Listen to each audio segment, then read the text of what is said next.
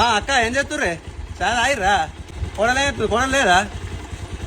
పండుకుందా సరే సరే లేపుడు ఎందుకండి సరే సరే నమస్తే అన్న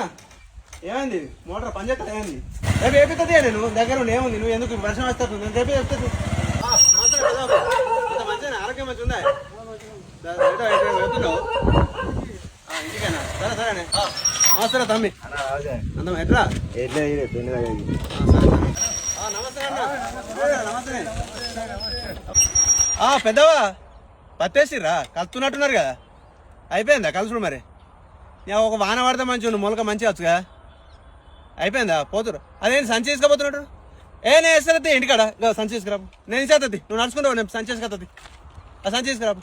ఏందన్నా తోవంట అందరినీ మందలించుకుంటూ వస్తున్నావు అరే ఊళ్ళో అందరితో కలిసిమెలిసి ఉండాలి అక్క చెల్లి అన్న తమ్ముడు పెద్దవ అనుకుంటూ ఉండాలి మంచిగా అందరితో కలిసిమెలిసి ఉండాలి మంచిగా